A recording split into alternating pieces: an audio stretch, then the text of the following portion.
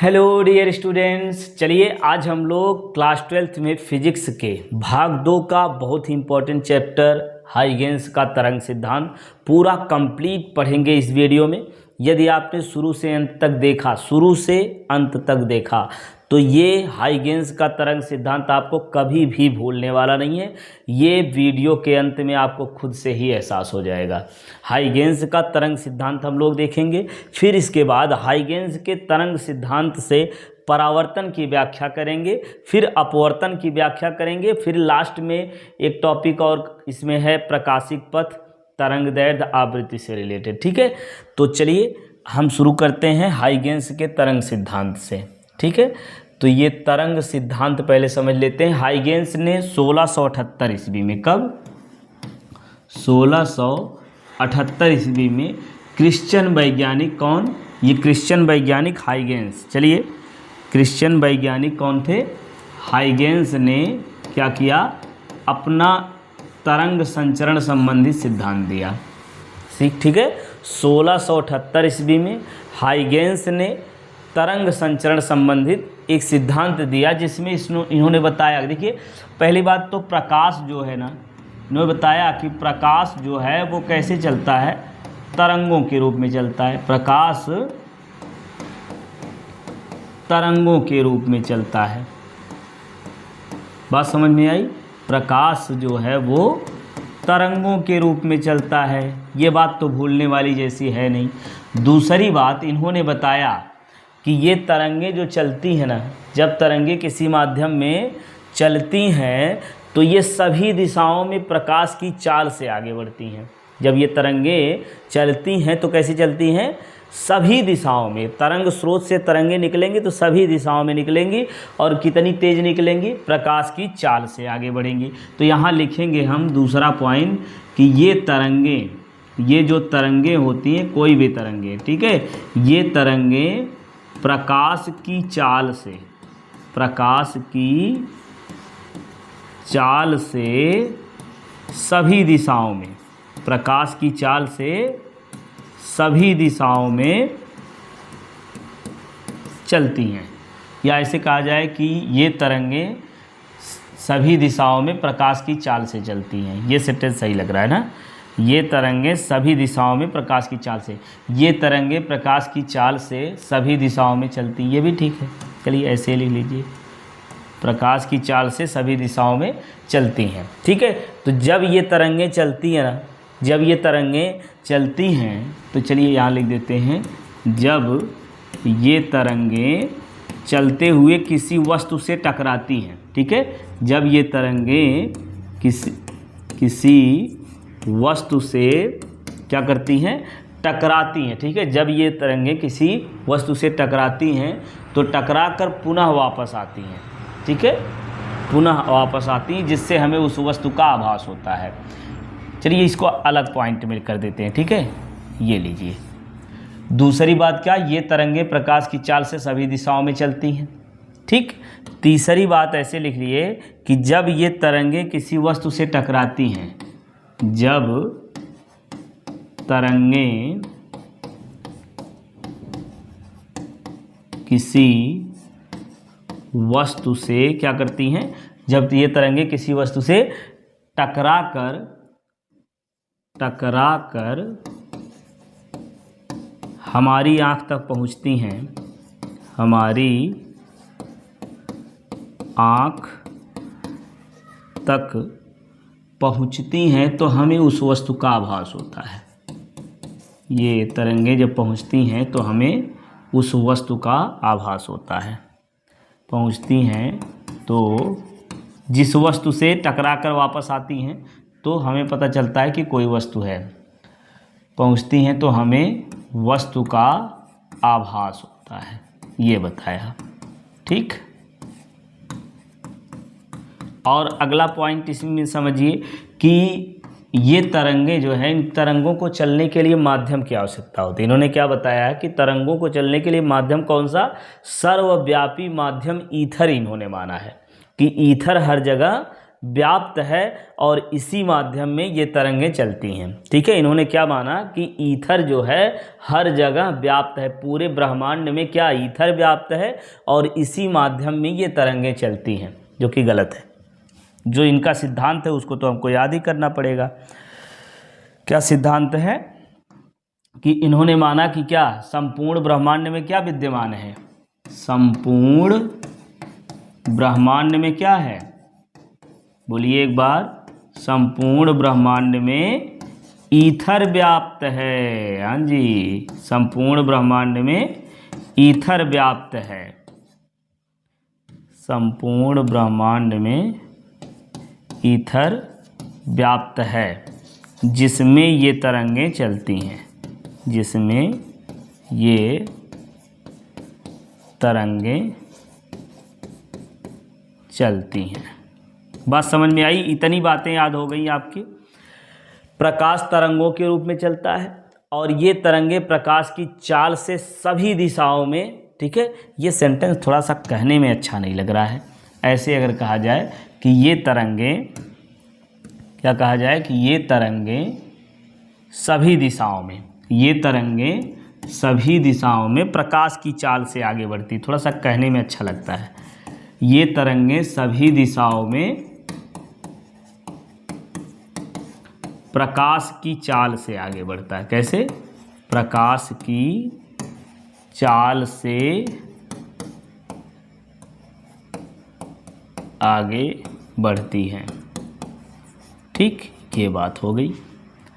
और सर्वव्यापी माध्यम इन्होंने ईथर माना, जिसमें ये तरंगें चलती हैं। ठीक है, और दूसरी बात, अलग अलग रंगों का आभास जो होता है, इन तरंगों की, अलग अलग तरंगों की तरंग दैर्ध्य अलग अलग होने के कारण होता है। ठीक है, अलग अलग रंगों का इन्होंने बताया कि कोई वस्तु अलग अलग, जैसे जिस वस्तु की हो, जिस रंग की होती है उसी वस्तु की, उसी रंग की वो वस्तु दिखाई देती है। तो अलग अलग रंग भी तो हमें दिखाई देते हैं। जैसे आप यहाँ देख पा रहे हैं, ये सफ़ेद दिखाई दे रहा, वाइट, ये बीच में ब्लैक है, ये ग्रीन है। ठीक है, तो अलग अलग रंग जो होता है, रंग का आभास इनमें तरंग दैर्ध्य में भिन्नता के कारण होता है। ठीक है, तरंग दैर्ध्य हम लोग जानते हैं ना, किसका तरंग दैर्ध्य ज़्यादा कम कैसे होता है। ठीक है, वो पढ़ चुके हैं।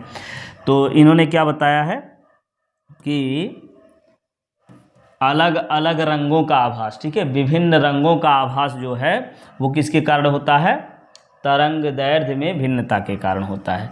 तो यहाँ लिखें रंगों का आभास। ठीक है, ऐसे लिखा जाए, रंगों का आभास। क्या यार, रंगों का आभास किसके द्वारा होता है, तरंग दैर्ध्य में भिन्नता के कारण होता है, तरंग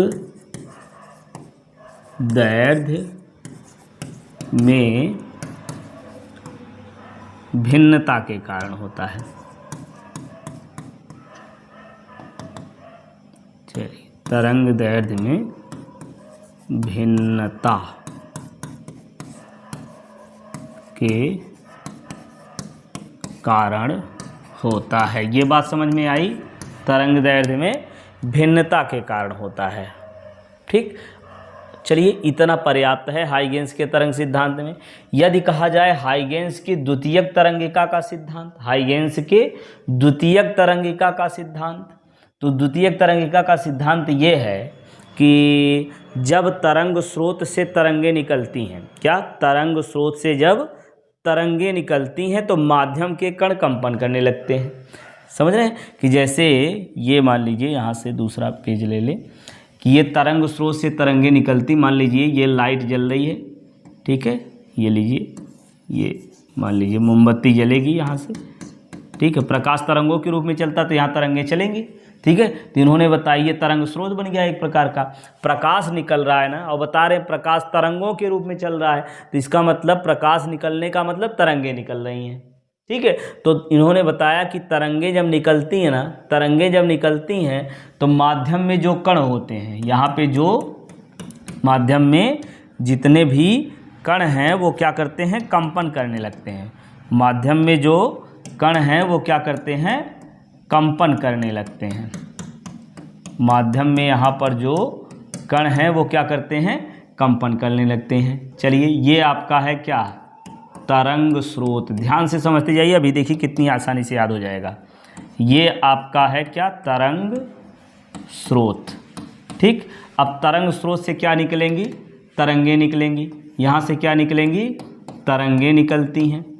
तो क्या होता है, माध्यम के जो कण होते हैं वो क्या करते हैं, कंपन करने लगते हैं। माध्यम के कण कंपन करने लगते हैं। तो जहाँ पर ये समान कला में कंपन करते हैं, जहाँ पर ये समान कला में कंपन करते हैं, उसे हम कहते हैं तरंगाग्र।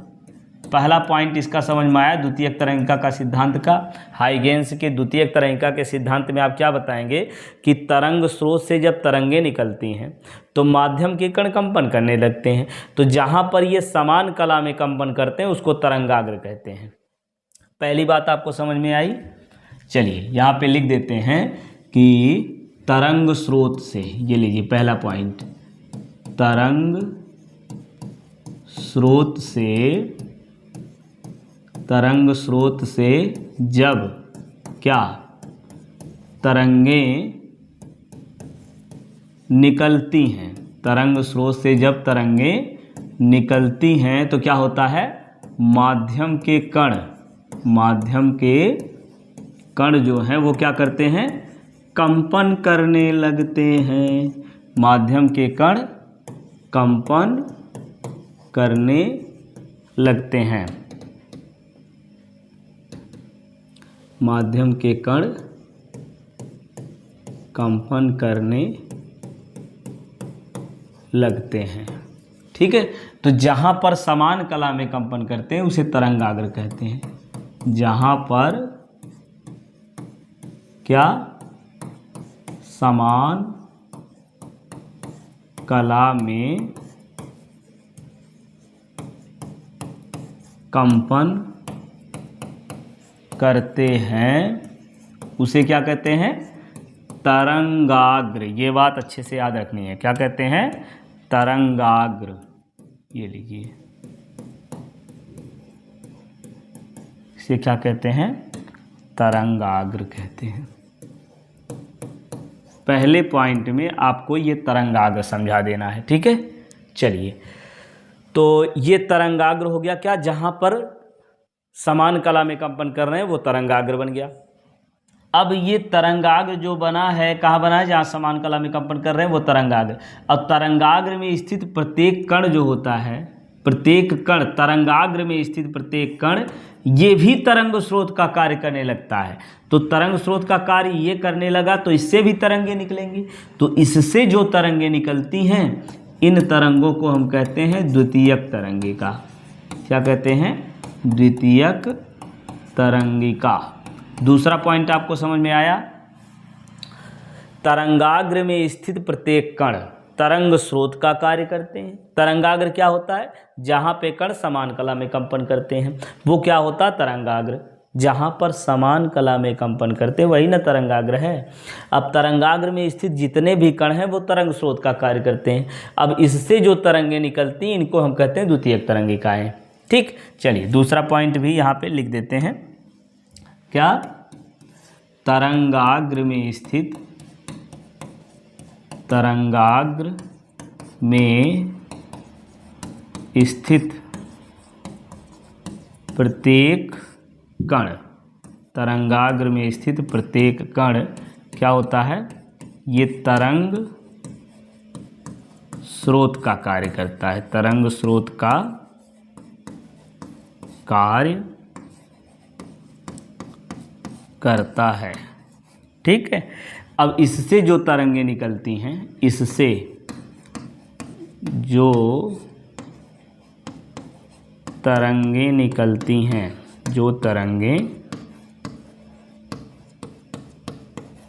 निकलती हैं, इन्हें द्वितीयक तरंगिका कहते हैं। क्या कहते हैं, इन्हें द्वितीयक तरंगिका कहते हैं। इन्हें, पहले पूरी बात समझ लीजिए, फिर लास्ट में जो है आप वीडियो पॉज करके नोट कर लीजिएगा। ठीक है, पहले पूरी बात समझिए। अभी तरंगाग्र में 2 पॉइंट 3 पॉइंट यहाँ और है, उसको लिखना है। पहले ये मोटा मोटा जो है समझ लीजिए पहले कि जब तरंग स्रोत से तरंगे निकलती हैं तो माध्यम के कण कंपन करते हैं। माध्यम के कण कंपन करते हैं। जहाँ पर समान कला में कंपन करते हैं उसको तरंगाग्र कहते हैं। अब दूसरी बात इसी में ऐड कर लीजिए, तरंगाग्र कहते हैं, हो गया ना क्या, जहाँ पे समान कला में कंपन कर रहा है वो तरंगाग्र हो गया। अब तरंगाग्र में स्थित जितने कण है ना, प्रत्येक कण वो तरंग स्रोत का कार्य करने लगते हैं, तो इससे भी तरंगे निकलती हैं। तो इससे जो तरंगे निकलती हैं इन्हें द्वितीयक तरंगिकाएं कहते हैं। क्या कहते हैं? द्वितीयक तरंगिकाएं कहलाती हैं या कहते हैं, जो भी हो। द्वितीयक तरंगिका कहते हैं। बात समझ में आई? अब तीसरा पॉइंट इसी में ऐड कर लेंगे कि द्वितीयक तरंगिकाएं ये तो निकलती हैं, ऐसे चलती रहती हैं, तो द्वितीयक तरंगिकाओं पर खींची गई स्पर्शी जो होती है, द्वितीयक तरंगिकाओं पर खींची गई स्पर्शी, ठीक है, ये तरंगे आगे बढ़ती जा रही है ना, तो किसी क्षण आगे बढ़ती हुई, ऐसे कहिए द्वितीयक तरंगिकाएं ये आगे बढ़ेंगे, ऐसे तरंगाग्र भी आगे बढ़ेगा, द्वितीयक तरंगिकाएं भी। तो यहाँ हम लिखेंगे आगे बढ़ती हुई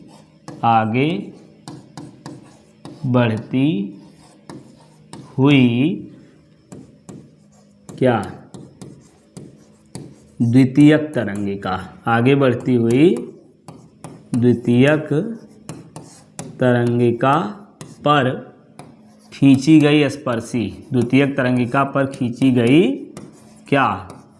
स्पर्शी, द्वितीयक तरंगिका पर खींची गई स्पर्शी, ये जो है स्पर्शी, द्वितीयक तरंगिका पर खींची गई स्पर्शी को अन्वालोप कहते हैं। क्या कहते हैं? अन्वालोप। चलिए, अन्वालोप कहते हैं, ये लीजिए। क्या कहते हैं? अन्वालोप। ठीक, इसको क्या कहते हैं? अन्वालोप कहते हैं। बातें समझ में आ गई? फिर से एक बार सुनिए, क्या कि जब तरंग स्रोत से तरंगे निकलती हैं तो माध्यम के कण कंपन करने लगते हैं। जहाँ पर ये समान कला में कंपन करते हैं उसको तरंगाग्र कहते हैं, पहला बात। दूसरी बात इसी में लिखेंगे कि तरंगाग्र में स्थित प्रत्येक कण तरंग स्रोत का कार्य करते हैं, तो इससे तरंगे जो निकलती हैं इनको कहते हैं द्वितीयक तरंगिकाएं। इनको क्या कहते हैं? द्वितीयक तरंगिकाएं। चलिए, इसको जो है इससे लिखते हैं, इससे लिखते हैं, इनको क्या कहते हैं? द्वितीयक तरंगिकाएं। तरंगाग्र में स्थित प्रत्येक कण तरंग स्रोत का कार्य करता है, तो इससे जो तरंगे निकलती हैं इनको कहते हैं द्वितीयक तरंगिका। ठीक, अब आगे बढ़ती हुई द्वितीयक तरंगिका पर खींची गई स्पर्शी को हम क्या कहते हैं? अन्वालोप कहते हैं। ठीक, क्या कहते हैं? अन्वालोप कहते हैं। ये बात। चलिए, अब तरंगाग्र में बातें समझ लीजिए। पहली बात इसमें समझनी है कि यदि तरंग स्रोत ये बिंदुवत हो, कैसा हो? बिंदुवत हो, बिंदु के आकार का हो। तरंग स्रोत कैसा हो? बिंदु के आकार का हो। तो देखिए, तरंग स्रोत बिंदु के आकार का है तो सभी दिशाओं में एक समान चाल से आगे बढ़ेंगी ना, ऐसे, तो ये प्राप्त होगा, और आगे बढ़ेंगी ऐसे प्राप्त होगा, ऐसे प्राप्त होगा। ठीक, तो यदि तरंग स्रोत बिंदु के आकार का है तो जो तरंगाग्र प्राप्त होता है वो गोलीय तरंगाग्र प्राप्त होता है। क्या होता है? गोलीय तरंगाग्र प्राप्त होता है। क्या होता है? गोलीय तरंगाग्र प्राप्त होता है। चलिए, दूसरी बात समझिए। यदि तरंग स्रोत जो है वो रेखीय है, कैसा है? रेखीय है, ऐसे लीजिए। यदि तरंग स्रोत कैसा है? रेखीय है, तो ये जो चारों दिशाओं में निकलेंगी ना तरंगे, तो ये कैसी तरंगे हो जाएंगी? देख रहे हैं? तो बेलनाकार तरंगाग्र प्राप्त हो जाता है। कैसा? बेलनाकार तरंगाग्र प्राप्त होता है। बात समझ में आई? ये दोनों बातें आपको अच्छे से याद रखनी है। बेलनाकार तरंगाग्र प्राप्त होता है। तीसरी बात लिखेंगे कि जब, चलिए यहीं लिख देते हैं, जब तरंग स्रोत दूर हो, जब तरंग स्रोत जो है वो क्या हो? दूर हो, तरंग स्रोत दूर हो तो समतल तरंगाग्र प्राप्त होता है। क्या होता है? समतल तरंगाग्र प्राप्त होता है। बात समझ में आई? तीनों बातें। पहला कि यदि तरंग स्रोत बिंदुवत हो तो गोलीय तरंगाग्र प्राप्त हो जाएगा, यदि रेखीय है तो बेलनाकार तरंगाग्र मिलेगा, और तीसरी बात, यदि तरंग स्रोत दूर हो तो समतल तरंगाग्र प्राप्त होता है। बात समझ में आई? तीनों। बिंदु है तो गोलीय तरंगाग्र, रेखीय है, तरंग स्रोत कैसा है? रेखीय है, तो बेलनाकार तरंगाग्र मिलेगा, तरंग स्रोत दूर है तो समतल तरंगाग्र प्राप्त होता है। ये बातें समझ में आ गई। हाइगेंस के तरंग सिद्धांत में आप इतनी सारी बातें लिख सकते हैं। हाइगेंस के तरंग सिद्धांत में इतनी बातें लिख सकते हैं। क्या? कि प्रकाश तरंगों के रूप में चलता है, आप जान लीजिए। प्रकाश तरंगों के रूप में चलता, किसने बताया? हाइगेंस ने बताया। प्रकाश तरंगों के रूप में चलता है, और ये तरंगे सभी दिशाओं में प्रकाश की चाल से आगे बढ़ती हैं।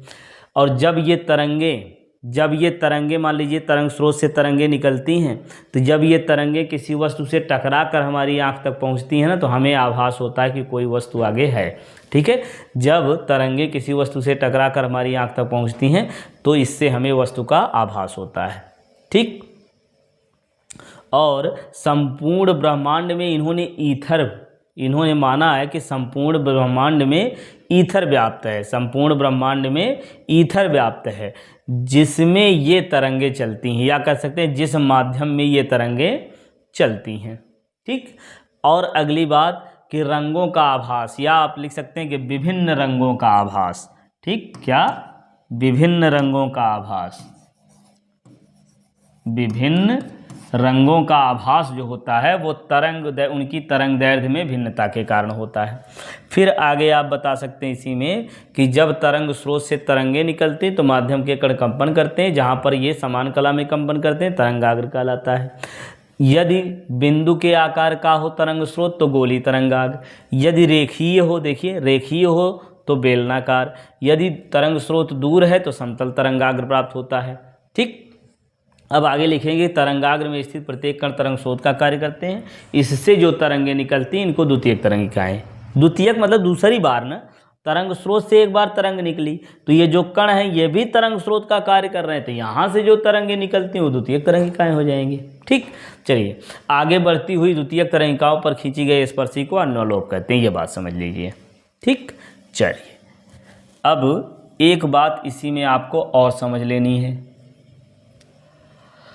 चलिए यही छोटा सा, इसको छोटा करके फिर समझा दें। अच्छा जी, चलिए कौनो बात नहीं ना है, ये लीजिए, जाइए उधर एक तरफ हो जाइए, ऐसे। तो मानते हैं कि एक बिंदु स्रोत है जिससे होकर वी चाल से ये तरंगें चलती हैं। ये लीजिए, चलिए लिख देते हैं, एक बिंदु स्रोत है, एक क्या है? बिंदु स्रोत है, बिंदु के आकार का तरंग स्रोत है, इसे कहिए एक बिंदु तरंग स्रोत है। ठीक है? बिंदु तरंग स्रोत है जिससे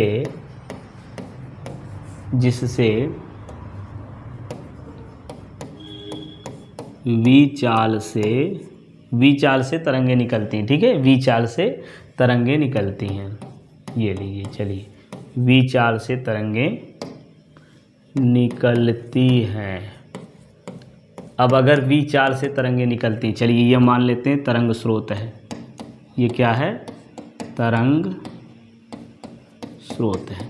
अब वी चाल से तरंगे निकलेंगी ऐसे, तो मान लीजिए कि t समय में इनके द्वारा चली गई दूरी v है, तो या ऐसे कहिए कि तरंग स्रोत से तरंगे निकलती, माध्यम के कण कंपन करते हैं, और जहाँ पे समान कला में कंपन करते हैं उसको तरंगाग्र कहते हैं। तो इसमें एक तरंगाग्र AB प्राप्त होता है, एक तरंगाग्र AB, एक तरंगाग्र AB प्राप्त होता है। ठीक? एक तरंगाग्र ए बी प्राप्त होता है। अब तरंगाग्र में स्थित जो कण हैं वो क्या होते हैं, तरंग स्रोत का कार्य करेंगे। ये तरंगाग्र है ना, ये क्या है, एक तरंगाग्र ए बी प्राप्त होता है। अब तरंगाग्र में स्थित प्रत्येक कण जो होते हैं, मान लीजिए कि इसमें कण 1 2 3 4 5 डॉट डॉट कर लीजिए, तो ये कण है, तो ये तरंग स्रोत का कार्य करते हैं। ठीक है, फिर से सुनिए कि बिंदु तरंग स्रोत से तरंगें निकलती हैं जो वी चाल से बिंदु तरंग स्रोत O है। चलिए इसे लिखिए, बिंदु तरंग स्रोत O है जिससे वी चाल से तरंगें निकलती हैं। तो जब तरंगें किसी माध्यम में निकलती हैं तो माध्यम के कण कंपन करने लगते हैं। जहाँ पर समान कला में कंपन करते हैं उसको तरंगाग्र कहते हैं। तरंगाग्र किसे कहते हैं, ये बात यहाँ पे आप फिर लिखेंगे। ठीक है, तरंगाग्र कहते हैं। तो इसमें ए बी तरंगाग्र प्राप्त होता है, इसमें ए बी तरंगाग्र प्राप्त होता है जिसमें कण क्या है, 1 2 3 डॉट डॉट ये कण हैं। ठीक है, इन कणों से वी चाल से, चूंकि ये द्वितीयक तरंगिकाओं की चाल, अच्छा एक बात और यहाँ पे नोट कर लीजिए कि द्वितीयक तरंगिका की चाल जो होती है ना, वो तरंग स्रोत से निकलने वाली तरंगों की चाल के बराबर होती है। चलिए यही ऐड कर लेते हैं। ठीक है, क्या, द्वितीयक तरंगिका की चाल, द्वितीयक तरंगिका की चाल तरंग स्रोत से, क्या, तरंग स्रोत से निकलने वाली तरंगों की चाल के बराबर होती है। अब यहाँ ये कण जो हैं ये तरंग स्रोत का कार्य करेंगे, इससे क्या निकलेंगी, तरंगें निकलेंगी, और इन तरंगों को हम क्या कहेंगे, द्वितीयक तरंगिकाएं। तो यहाँ से द्वितीयक तरंगिका हम मान लेते हैं कि देखिए वी चाल से तरंगें निकली हैं, तो द्वितीयक तरंगिका की चाल भी वी ही होगी। ठीक, अब ये द्वितीयक तरंगिका, चलिए कहाँ लिखें, हाँ नीचे लिख दें, ये द्वितीयक तरंगिका वी चाल से, चलिए क्या, द्वितीयक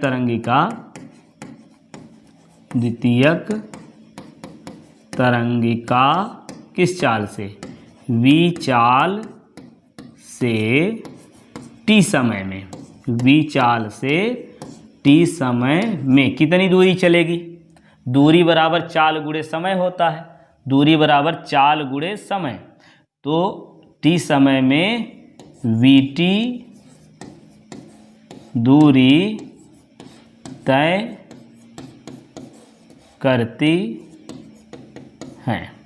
ठीक, द्वितीयक तरंगिका वी चाल से टी समय में वी टी दूरी तय करती हैं, वी टी दूरी तय करती हैं, ये समय में वी टी दूरी तय करती हैं। अब वी टी त्रिज्या का देखिए, वी टी दूरी चारों तरफ से चलेगी ना, तो कैसा बनेगा, देखिए चारों तरफ उतनी ही दूरी, तो चारों तरफ उतनी ही दूरी, तो ये कैसा बन जाएगा, एक वृत्त बन जाएगा। वी टी त्रिज्या का इसके चारों तरफ क्या खींचते हैं, एक वृत्त खींचते हैं, वी टी त्रिज्या का एक वृत्त खींचते हैं। ठीक, अब ये जो है द्वितीयक तरंगिकाएँ यहाँ से है ना, तो यहाँ पर क्या करेंगे, इस पर एक स्पर्शी खींचते हैं, इस पर स्पर्शी खींचेंगे जो अन्वालोप होगा, जिसे क्या कहेंगे, अन्वालोप कहेंगे। तो चलिए स्पर्शी खींच लेते हैं हम, इसको स्पर्श करते हुए जाने वाला ये स्पर्शी आपका ये हो गया ऐसे। ठीक, और पीछे की तरफ जो स्पर्शी प्राप्त होता है, यानी पीछे की तरफ जो अन्वालोप प्राप्त होता है, इसको हाइगेंस ने स्वीकार नहीं किया है। आगे की तरफ देखिए ये आगे बढ़ती जाएंगी, ए डैश बी डैश ये अन्वालोप है, और इधर मान लेते हैं A double dash B double dash है।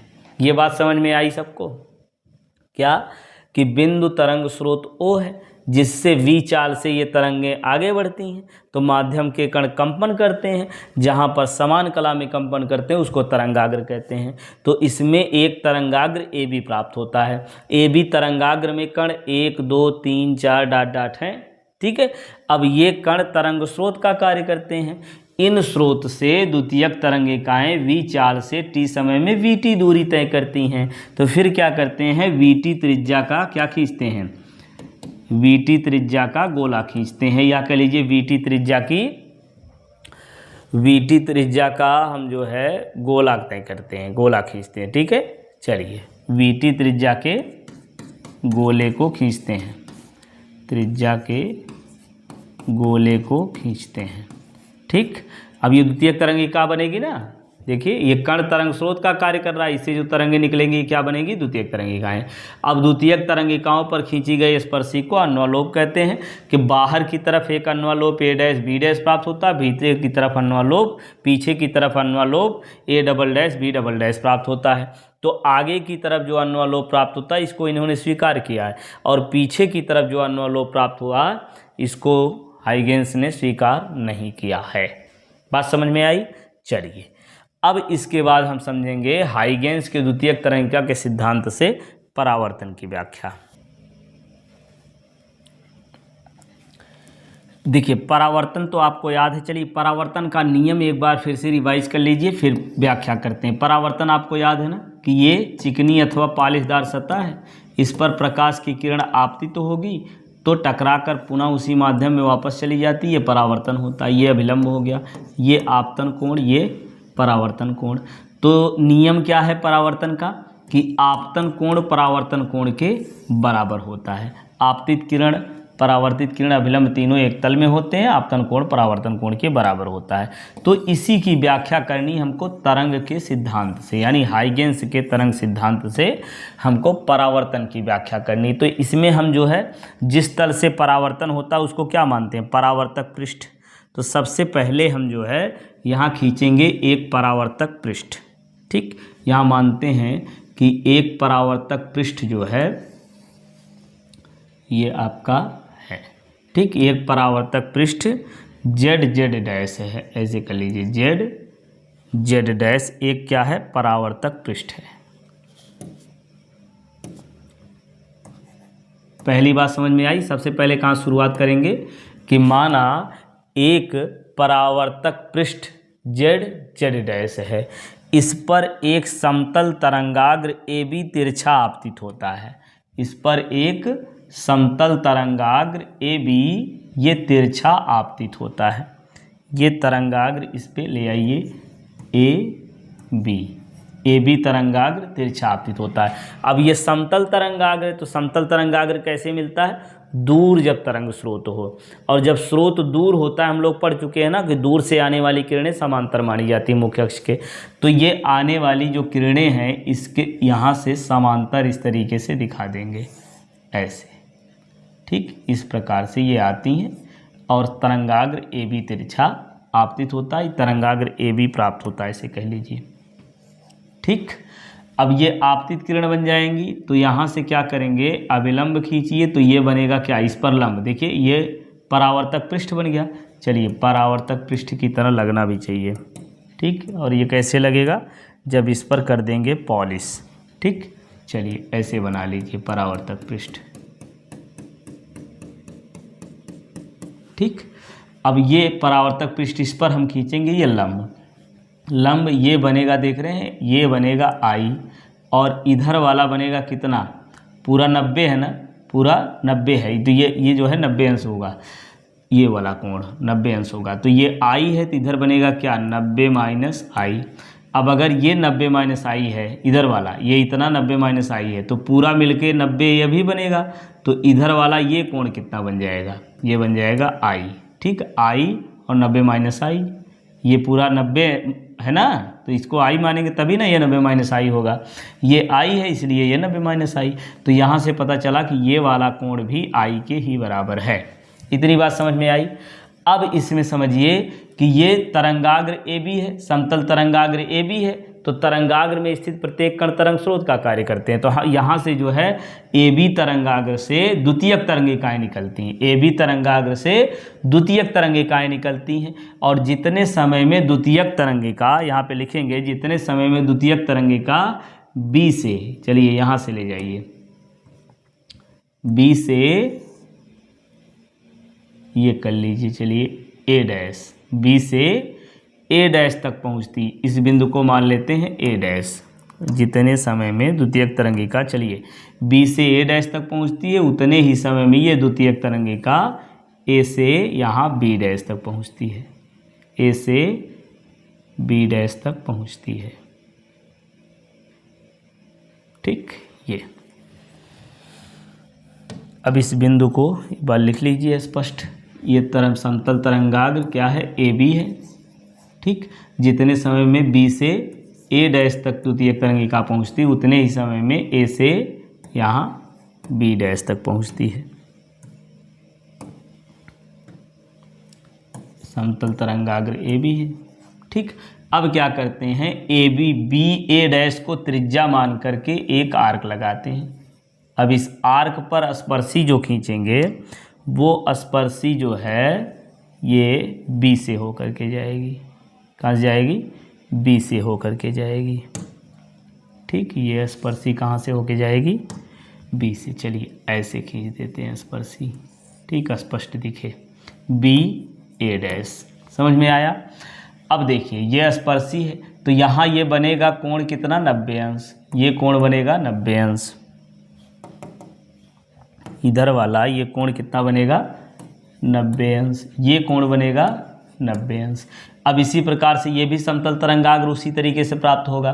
तो यहाँ से फिर से समांतर खींचती हुई रेखाएं दिखा देंगे हम।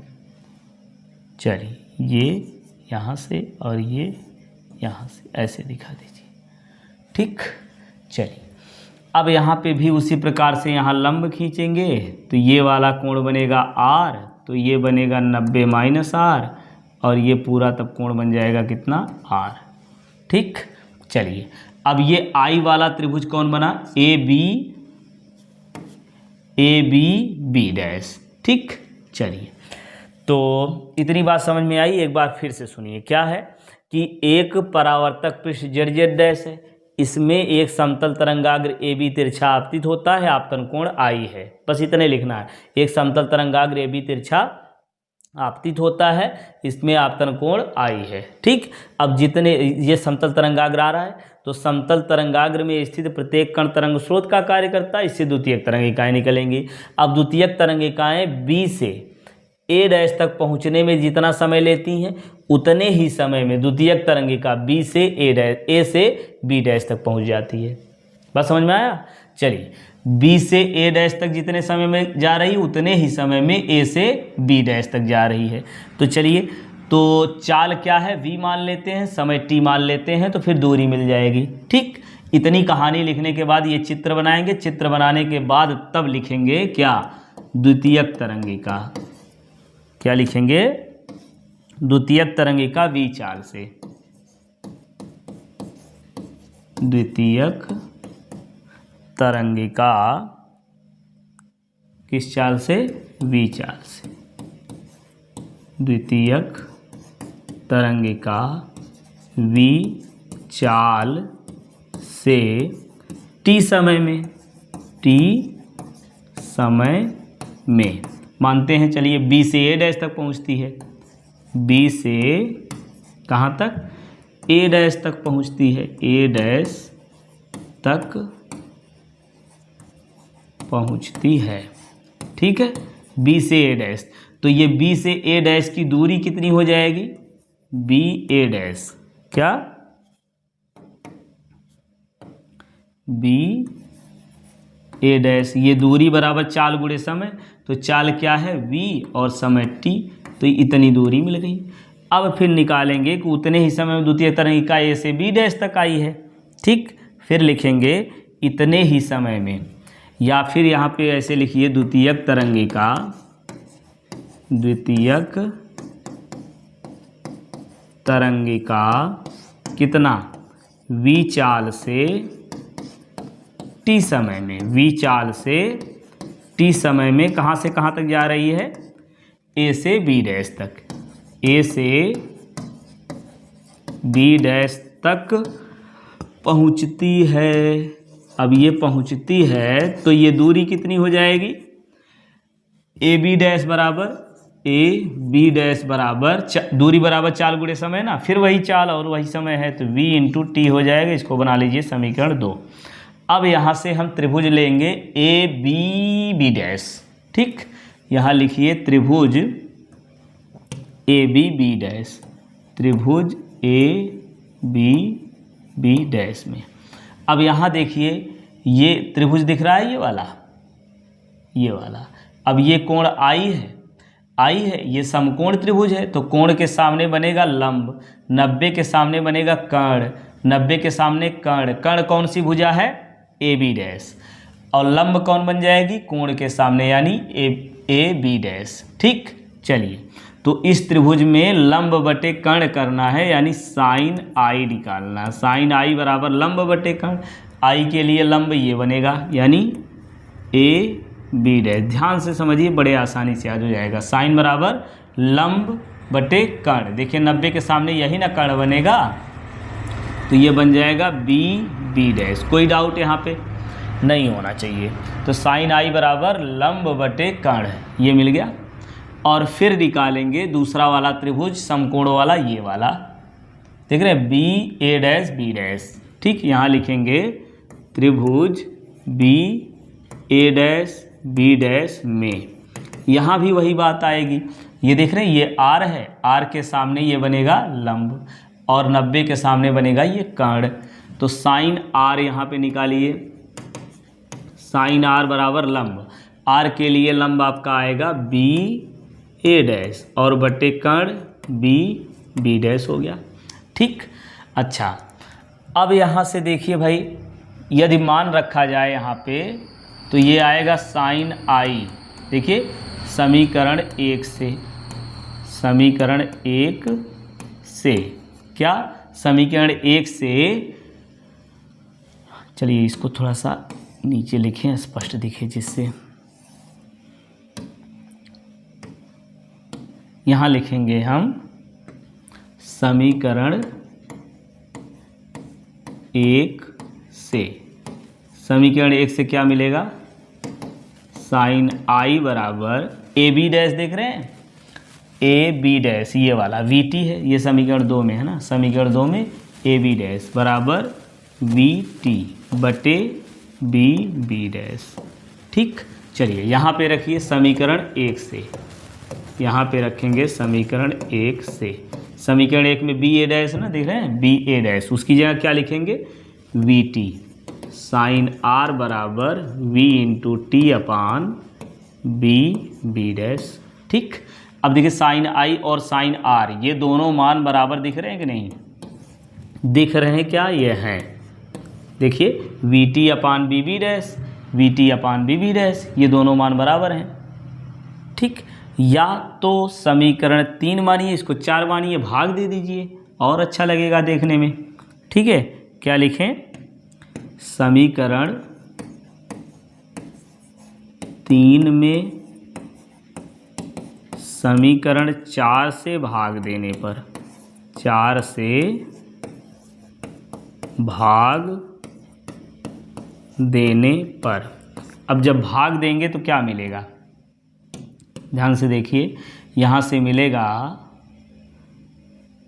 चलिए इसी से लेते हैं, sine I upon sine R, sine I का मान क्या है वी टी बटे बी बी डैश, और बटे में लिखेंगे क्या वी टी बटे बी बी डैश, और ये पलट के गुणा हो जाएगा जब बटे में बटे है, तो बी बी डैश ये ऊपर आएगा, वी टी नीचे।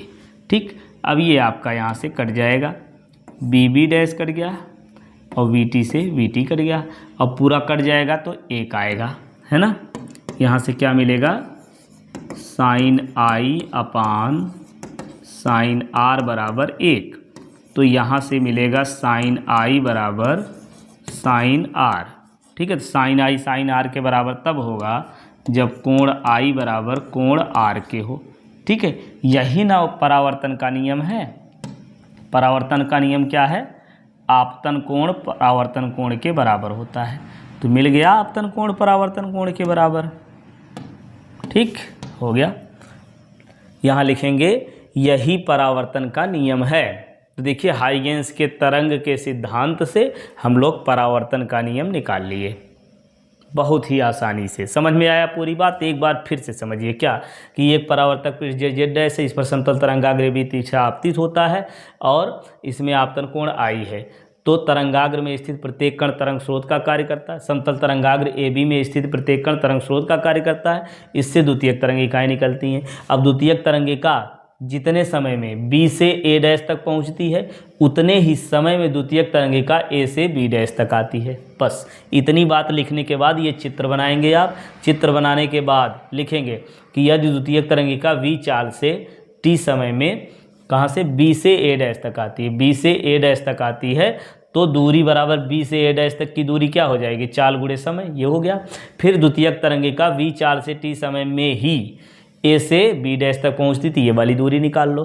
फिर यहाँ पे ये कोण ले लेंगे, है ना, कौन सा, चलिए इसको जो है थोड़ा सा कलर कर दें अलग, तो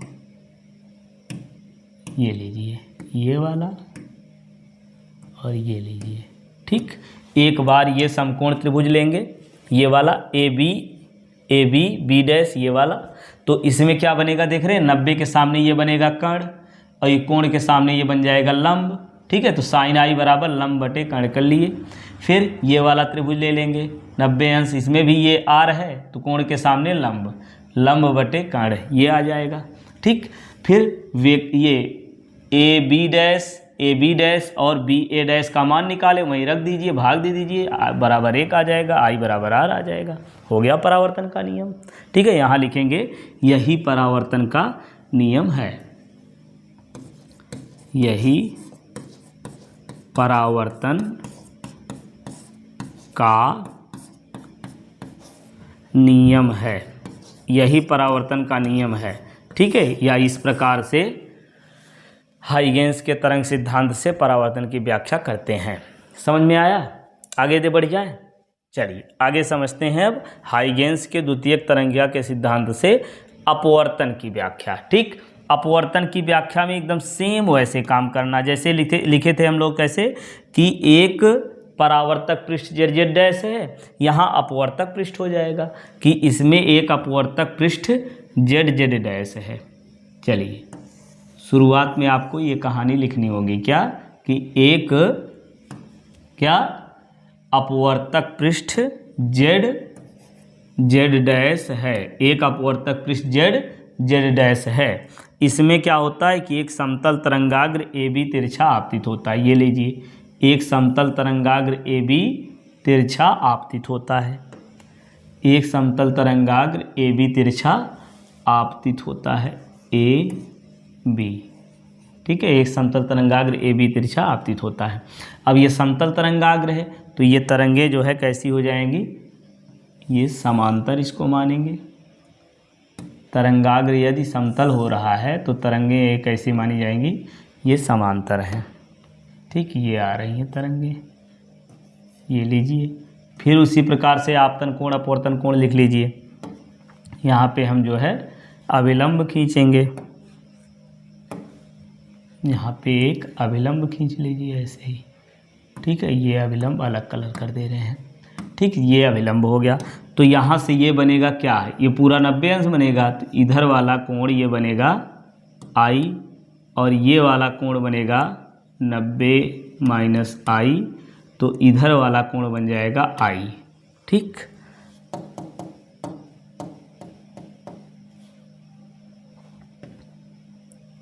ये लीजिए 90 माइनस आई, तो ये कोण बनेगा आई। ये बात समझ में आई? ये कोण बन गया आई, बात समझ में आई? हाँ बिल्कुल आई हो गई। क्या कि एक अपवर्तक पृष्ठ जेड जेड डैश है, इसमें एक समतल तरंगाग्र ए बी तिरछा आपतित होता है, इसमें आपतन कोण आई है, बस, ठीक। अब फिर क्या कहेंगे, अब दूसरे माध्यम में तरंगे जाएंगी, तो एक माध्यम से दूसरे माध्यम में जाने पर क्या होता है, चाल, तरंग दैर्ध्य बदल जाता है, ठीक है, सब चीज़ें बदल जाएंगी। तो दूसरे माध्यम में मान लेते हैं कि ये द्वितीयक तरंगिका बी से ए डैश तक पहुंचती है। ये कहाँ पहुंचती है, बी से, चलिए बी डैश कहिए, बी से बी डैश तक पहुंचती है। चलिए ऐसे खींचते हैं, द्वितीयक तरंगिका बी से ये कहाँ पहुंचती है, बी डैश तक पहुंचती है। यहाँ की लिख देते हैं बी डैश। अब बी डैश को क्या केंद्र मान करके एक आर्क खींचते हैं और इस पर खींचेंगे एक स्पर्शी, ठीक, एक इस पर खींचेंगे ये स्पर्शी, ओहो, इस पर खींचेंगे हम एक स्पर्शी, ये लीजिए एक स्पर्शी खींचेंगे।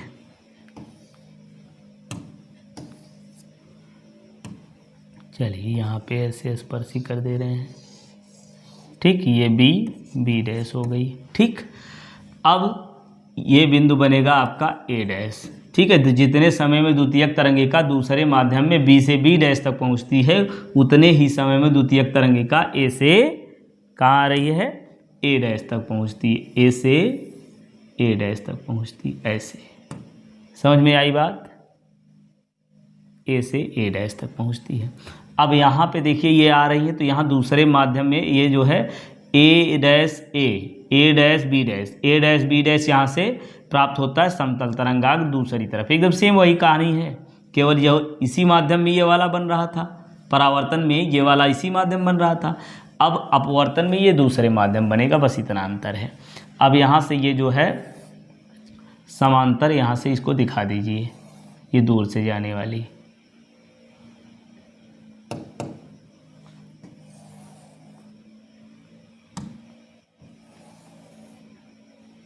ये लीजिए, ये ऐसे निकल जाएंगी। समझ में आया। अब ये ऐसे निकलेंगी तो यहाँ से फिर से अभिलंब खींचना होगा। यहाँ पे एक अभिलंब खींच दीजिए, ये लीजिए, ये अभिलंब खींच दिए। अब ये अभिलंब बन गया तो ये बनेगा क्या आपका, ये कोण बनेगा आर, देख रहे हैं, ये कोण बनेगा आर, तो ये बनेगा 90 माइनस आर, तो ये वाला कोण बन जाएगा आर। ठीक, चलिए अब इसको थोड़ा सा अलग कलर में कर दें, क्या दिख तो रहा है साफ साफ, क्या दिक्कत है। तो एक बात देखिए, यहाँ पे ये बनेगा समकोण, ये बनेगा समकोण, और यहाँ ये बनेगा समकोण। ठीक, बात समझ में आई। अब चलिए पहले दूरी निकाल लेते हैं ना। पहले क्या लिखेंगे, दूरी, जैसे सेम वहाँ पे कहानी किए थे। एक बार फिर से सुनिए। अब तक शुरुआत में आपको लिखना क्या है कि एक अपवर्तक पृष्ठ जेड जेड डैश है, इसमें समतल तरंगाग्र ए बी तिरछा आपतित होता है और इसमें आपतन कोण आई है। ए बी समतल तरंगाग्र है, इसमें स्थित प्रत्येक कण तरंग स्रोत का कार्य करता है और इससे द्वितीयक तरंगिकाएँ निकलती हैं। अब द्वितीयक तरंगिका दूसरे माध्यम में V1 चाल से या V2 चाल से, चलिए दूसरे माध्यम में तरंगिका, द्वितीयक तरंगिका V2 चाल से B से B डैश तक पहुंचती है, उतने ही समय में पहले माध्यम में तरंगिका V1 चाल से A से A डैश तक आती है, A से A डैश तक आती है। समझ में आया। फिर अब लिखेंगे यहाँ पे, जैसे दूरी निकाले थे फिर साइन I और R निकाल लेंगे, काम खत्म हो जाएगा आपका। ठीक, सेम वही कहानी है। क्या लिखना है कि द्वितीयक तरंगिका द्वितीयक तरंगिका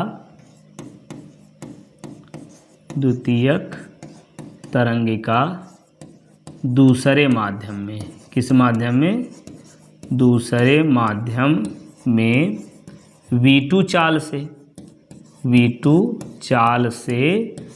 T समय में कहाँ से कहाँ आती है, B से B डैश तक पहुँचती है, B से B डैश तक पहुँचती है। कहाँ पहुँचती है, B से B डैश तक पहुँचती है, B से B डैश तक पहुँचती है,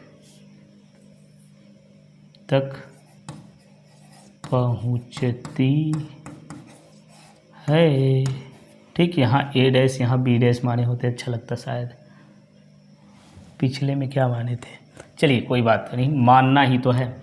B से B डैश, तो अब यहाँ पे जो है ये B डैश की दूरी निकाल लीजिए। B डैश की दूरी बराबर चाल गुणे समय, तो यहाँ चाल V2 है, समय T है, इसको बनाइए समीकरण 1। फिर लिखेंगे कि द्वितीयक तरंगिका क्या, यहाँ लिख ही लीजिए कि द्वितीयक तरंगिका पहले माध्यम में V1 चाल से A से A डैश तक पहुँचती है, तो यहाँ से मिलेगा A डैश बराबर V1T, इसको बनाइए समीकरण 2। ठीक, यहाँ आप लिख लेंगे द्वितीयक तरंगिका पहले माध्यम में A से A डैश तक पहुँचती है V1 चाल से T समय में, तो A डैश बराबर V1T हो जाएगा। ठीक, चलिए ये दूरी मिल गई। अब जो है त्रिभुज ले लीजिए दोनों, कौन सा, ये समकोण त्रिभुज B डैश A डैश, यहाँ लीजिए त्रिभुज, चलिए पहले ऊपर वाला ये I वाला लेते हैं, A B A डैश, त्रिभुज A ऐसे लिखिए, समकोण वाला बीच में लिखेंगे अच्छा लगेगा, बी ए डैश, त्रिभुज बी ए डैश में। अब इसमें देख रहे हैं साइन आई लीजिए, साइन आई बराबर लंब बटे कर्ण, तो आई के सामने लंब ये बन जाएगा ए डैश, लंब बटे कर्ण 90 के सामने ये बनेगा ए डैश बी। ठीक, अब मान रख लीजिए पहले तो, साइन आई बराबर ए डैश का मान कितना है V1t बटे A B, A dash B है ना, ए डैश बी। चलिए ये हो गया। अब दूसरा त्रिभुज ले लीजिए, दूसरा त्रिभुज कौन सा, ये नीचे वाला ए बी डैश ए, यहाँ लिखेंगे त्रिभुज ए बी डैश बी में, ए बी डैश बी में। इसमें क्या लिखेंगे साइन आर, साइन आर बराबर, यहाँ आर बराबर लंब ये बनेगा, कर्ण तो ये बन जाएगा 90 के सामने, तो बी डैश बटे ए डैश बी। ठीक, तो यहाँ से अब जब मान रखेंगे साइन आर, ठीक, कहाँ से ये मान रखे हैं, समीकरण कहाँ से, यहाँ लिखेंगे समीकरण किससे मिला है, ए डैश का मान 2 से, समीकरण 2 से, और यहाँ कहाँ से मिला, समीकरण 1 से। अब समीकरण 1 से मान रखिए तो क्या मिलेगा, साइन आर बराबर बी डैश का मान कितना है V2 t अपान ए डैश बी। ठीक, अब क्या करेंगे, इसको बनाइए समीकरण 1 नहीं 3, और इसको बनाइए समीकरण 4। तो समीकरण 3 में 4 से भाग देने पर, समीकरण 3 में समीकरण 4 से क्या करना है, भाग देने पर। अब भाग दीजिए तो क्या मिलेगा, ये मिलेगा साइन आई अपान साइन आर। अब इधर भाग दीजिए, V1t बटे ए डैश बी, अब गुणे में हो जाएगा, ये पलट के गुणा हो जाएगा, ए डैश बी बटे V2t। ठीक, ए डैश बी काट दीजिए, टी से टी काट दीजिए। अब यहाँ से आया क्या, साइन आई अपान साइन आर, ये मिल गया V1 अपान V2। ठीक है, तो अपवर्तनांक वाली बात हम बता चुके हैं कि पहले माध्यम के सापेक्ष दूसरे माध्यम का अपवर्तनांक बराबर क्या होता है, दूसरे माध्यम का अपवर्तनांक बटे पहले माध्यम का अपवर्तनांक। यदि दोनों माध्यमों में चाल पता है तो पहले माध्यम में चाल बटे दूसरे माध्यम में चाल, तरंग दैर्ध्य पता है तो पहले माध्यम में तरंग दैर्ध्य बटे दूसरे माध्यम में तरंग दैर्ध्य, ये होता है अपवर्तनांक के लिए चीज़ें। तो यहाँ से देखिए मिला है V1 अपान V2, तो यदि V1 अपान V2 मिला है तो हम लिख सकते हैं कि V1 ये अपवर्तनांक, माध्यम का अपवर्तनांक बराबर क्या मिलेगा, पहले माध्यम में चाल बटे दूसरे माध्यम में चाल। ठीक, ये अपवर्तनांक बराबर मिल जाएगा कि नहीं, तो यही बात हमको यहाँ पे लिख लेनी है। क्या, माध्यम का अपवर्तनांक, ऐसे लिखिए,